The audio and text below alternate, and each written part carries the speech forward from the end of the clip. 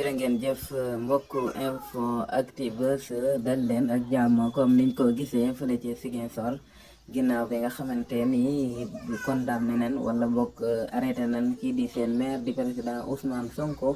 ay yëngu-yëngu di am fépp ci biir réewum Sénégal waaye dafa mel ni ñoom waa Ziguinchor kenn demul ñu des mu nekk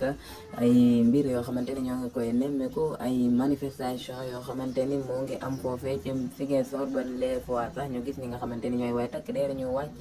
ba ci sax lii di arme nationale di leen calmer ñoom tey jii nag buñ sukkandikoo ci xibaar yi fële nga xamante ni moo di Ziguinchor ñu leen gisee tali yi nga xamante ni dañuy jël ay garab